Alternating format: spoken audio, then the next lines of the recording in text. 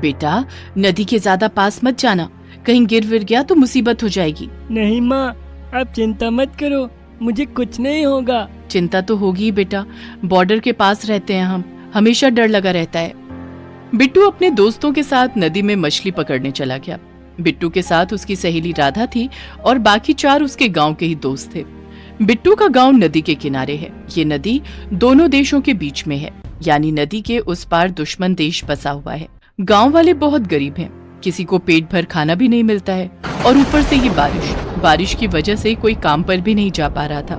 इसीलिए बिट्टू ने नदी से मछली पकड़कर लाने के बारे में सोचा। बिट्टू और उसके दोस्त नदी से मछली पकड़ने वाले कांटे से मछली पकड़ रहे थे। राधा ने कहा, बिट्टू, मौसम कुछ ठीक नहीं लग रहा है, लगता है बहुत तेज बारिश आने वाली है। आने दे राधा, मैं बारिश से नहीं डरता, मछली नहीं पकड़ा तो आज भूखा ही सोना पड़ेगा। उधर गांव में बिट्टू की माँ सरला चिंता में थी। गांव में एक ही आदमी के घर रेडियो था, उसका नाम था महेश। महेश दौड़ते हुए रेडियो लेकर सरला के पास आया। सरला भाभी, अरे ओ सरला भाभी। अरे क्या हुआ महेश, चिल्ला क्यों रहा है? अभी रेडियो में कहा कि नदी में बाढ़ आने वाला है। बिट्टू, राधा सब लोग नदी किनारे गए हैं ना। सत्यानाश, आज सुबह से ही मुझे लग रहा था कि कुछ अनर्थ होने वाला है। चलिए सरला भाभी, उनको वापस बुला कर लाते हैं। सरला और महेश दौड़ते हुए नदी किनारे जाने लगे और तभी ऐसी बारिश आई कि सब कुछ धुआं धुआं हो गया। सरला और महेश सामने कुछ देख नहीं पा रहे थे, फिर भी वो दोनों आगे बढ़ते रहे। उधर बिट्टू, राधा और बाकी बच्चों को भी कुछ पता नहीं चला। बारिश के कारण वो समझ नहीं पाए कि नदी में कब बाढ़ आ गई। वो लोग नदी किनारे ही बैठे हुए थे, तभी वो जमीन धंसते हुए नदी में गिर गई। सरला और महेश ने वहाँ पहुंचकर देखा कि उनके बच्चे नदी में गिर रहे हैं। नहीं, बिट्टू, राधा। लेकिन वो लोग बच्चों को बचा नहीं पाए। बच्चे नदी में गिर गए और डर के मारे चिल्लाने लगे, बचाओ, बचाओ, कोई बचाओ। बिट्टू ने दिमाग लगाया और सभी को एक दूसरे का हाथ पकड़ने के लिए कहा। बिट्टू की बात मानकर सब लोगों ने एक दूसरे का हाथ पकड़ा और बाढ़ में बहते हुए, पानी में डूबते तैरते हुए नदी के उस पार चले गए। उस पार पहुंचते पहुंचते सभी बेहोश हो गए।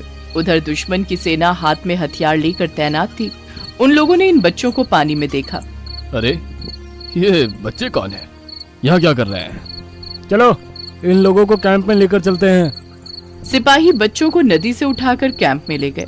दुश्मन के कैंप में हलचल मच गई। नदी के इस पार पूरा गांव बच्चों के शोक में रो रहा था। हाय मेरा बच्चा, मेरा बिट्टू, मैंने क्यों जाने दिया तुझे नदी के पास। हे भगवान, ये आपकी कैसी लीला है। हम गरीब हैं, पेट भरकर खा नहीं पाते, ऊपर से हमारे बच्चों को भी आपने ऊपर बुला लिया। हाय भगवान। मेरी राधा, मेरी बच्ची, लौटा बेटी, लौटा। सभी ने सोचा कि बच्चे बाढ़ में बहते हुए मर ही गए होंगे। पूरे गांव में मातम छा गया था, लेकिन सरला ने कहा, तुम सब फालतू बातें मत करो, मेरा बिट्टू मरा नहीं है, वो बहादुर है, वो लौट आएगा, वो अपने दोस्तों को लेकर लौट आएगा। उधर दुश्मन कैंप में बिट्टू और बाकी बच्चों को होश आया। उन लोगों ने आंखें खोलकर देखा कि उनके सामने एक बड़ा सा आदमी दुश्मन की आर्मी यूनिफॉर्म में बैठा हुआ है। हम कहाँ हैं? हम मर गए हैं क्या? बिट्टू को सब कुछ समझ में आ गया था। उसने कहा, नहीं राधा, मौत से बदतर कांड हुआ है हमारे साथ, हम दुश्मन के इलाके में आ गए हैं। ये सुनकर सारे बच्चे डर गए। मेजर हंसने लगा। वाह बच्चा वाह, बुद्धिमान है तो। यही तो चिंता की बात है सर, ये दुश्मन की प्लान भी हो सकती है। बच्चे देखकर हम छोड़ देंगे और ये बच्चे यहाँ का खबर ले जाकर दे देंगे। छोड़ेंगे क्यों? तो क्या हमें मार देंगे? मार दीजिए, भारत माँ के लिए हम मरने के लिए भी तैयार हैं। नहीं बेटा, मौत इतनी आसानी से नहीं मिलेगी। तुम लोगों को हम नौकर बना के रखेंगे।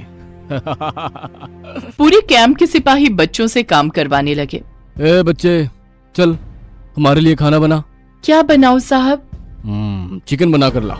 राधा और बिट्टू खाना बनाने लगे, बाकी बच्चे दूसरे काम करने लगे। राधा ने जिंदगी में पहली बार चिकन देखा था। उसे चिकन बनाना नहीं आता था। उसने कैसे भी करके चिकन बनाया और सबको खाने के लिए दिया। पहला निवाला मुंह में देकर सभी ने थूक दिया। ये चिकन है या और कुछ? खाना भी नहीं बनाना आता है तुझे? सारे सिपाही मिलकर बच्चों को मारने लगे और हंसने लगे। बहुत मजा आ रहा है इन लोगों को पीट के। दुश्मन देश सही तो है, इन लोगों को मार मार के हड्डी पसली एक कर देंगे। वो बच्चों को हर रोज मारने लगे। दिन भर सिपाहियों के काम करने के बाद शाम को उन लोगों को 2 सूखी रोटी खाने को मिलती थी और खाने के बाद मेजर साहब बुला लेते थे। हे बच्चे, इधर आ, मेरे हाथ पांव दबा। बिट्टू, राधा और बाकी बच्चे मेजर साहब के हाथ पैर दबाने लगे। ऐसे ही दिन बीत रहे थे। उधर गांव में बच्चों की मौत का शोक मनाया जा रहा था। तभी वहां इंडियन आर्मी आ गई। कर्नल ने गांव वालों से कहा, सुनो गांव वालों, बहुत जल्दी दुश्मन देश के साथ हमारी जंग छिड़ने वाली है। आप सब यहाँ सेफ नहीं हो। आप लोगों को हम लोग कहीं और ले जाएंगे। बाकी सब जाने के लिए राजी हो गए, लेकिन सरला राजी नहीं हुई। नहीं साहब, मैं नहीं जाऊंगी। मेरा बेटा और गांव के बच्चे नदी में बह गए हैं। वो लौट के आएंगे। मेरा बिट्टू लौटते ही मुझे ढूंढेगा। मैं यहीं रहूंगी। सरला गांव में ही रह गई और इंडियन आर्मी के लिए खाना बनाने लगी। बदले में सरला को पेट भर खाना मिलने लगा, लेकिन हर रात वो खाना खाते हुए रोने लगी। ये खाना मेरे गले से नहीं उतरता है बेटा, पता नहीं तूने खाया भी है कि नहीं। उधर बिट्टू अपने दोस्तों के साथ सूखी रोटियां खाने बैठा ही था कि तभी वहां मेजर आ गया। ए बिट्टू, वहाँ मेरे कच्चे रखे हैं, धो दे। ठीक है साहब, लेकिन पहले खाना खा लूं। खाना खाएगा? हाँ, ये ले। मेजर ने रोटी छीन ली और फेंक दी। ये क्या किया साहब आपने? दिन में एक ही बार तो हमें खाना मिलता है। मैं जब जो करने के लिए कहूँगा तब वो करना होगा, नहीं तो खाना वाना कुछ नहीं मिलेगा। उस रात किसी को खाना नहीं मिला। ऊपर से बिट्टू और बच्चों को पूरे कैंप के सिपाहियों के कच्चे धोने पड़े।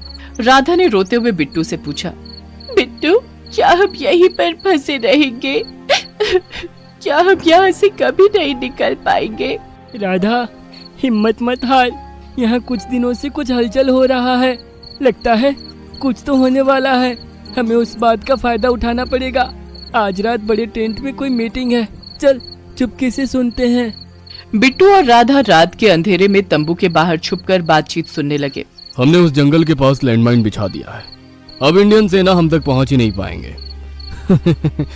हम ये जंग जीत जाएंगे, जीत। बिट्टू को समझ में आ गया कि इंडिया के साथ बहुत जल्द जंग होने वाली है। बिट्टू ने दिमाग लगाया और रात को खाना बनाने का जो गैस सिलेंडर है उसका पाइप खोल दिया। सिलेंडर में से गैस गायब हो गई। अगले दिन बिट्टू ने मेजर से कहा, साहब, गैस खत्म हो गया है। खाना कैसे बनाऊं? जंगल से लकड़ी काट के ले आ और खाना बना।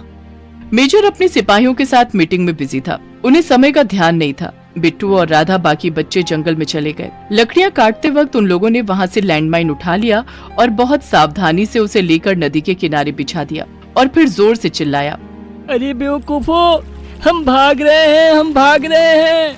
हम नदी में छलांग लगाएंगे क्या? मुझे तैरना नहीं आता। कुछ न कुछ इंतजाम तो हो ही जाएगा। मरने से तो बेहतर है नदी में छलांग लगाकर घर वापस जाने की कोशिश करते हुए मरे। चिल्लाने की आवाज सुनकर सिपाही दौड़ कर आए। पकड़ो उन लोगों को, पकड़ो। बच्चे नदी में कूद गए। उन लोगों को पकड़ने के लिए सिपाही आगे बढ़े, लेकिन लैंडमाइन में पैर रखते ही धमाका शुरू हो गया। दुश्मन के बहुत सारे सिपाही मारे गए। मेजर चौंक गया। नदी में बिट्टू चिल्लाने लगा, बचाओ, कोई बचाओ, बचाओ। नदी के किनारे ही इंडियन आर्मी का कैंप लगा हुआ था। वहाँ सरला खाना बना रही थी। सरला ने ये पुकार सुन ली, अरे वो रहा मेरा बेटा, वो रहे बच्चे। कर्नल साहब उन्हें बचा लीजिए। कर्नल ने इंडियन आर्मी के जवानों को नाव से भेजा और उन्होंने बच्चों को बचा लिया और इस पार ले आए। सरला ने बिट्टू को गले लगा लिया, बेटा, मेरा बेटा। माँ, मैं ठीक हूँ, बस कर्नल साहब से कुछ कहना है। बिट्टू ने कर्नल साहब को दुश्मन का पता और जंगल के रास्ते के बारे में बता दिया। ये भी बता दिया कि दुश्मन ने कैसे लैंडमाइन बिछाया था और बच्चों ने कैसे लैंडमाइन वहां से उठाकर नदी किनारे बिछा दिया। कर्नल ने तुरंत बटालियन भेजी और बड़ी आसानी से जंग जीत गए। दुश्मन का मेजर पकड़ा गया।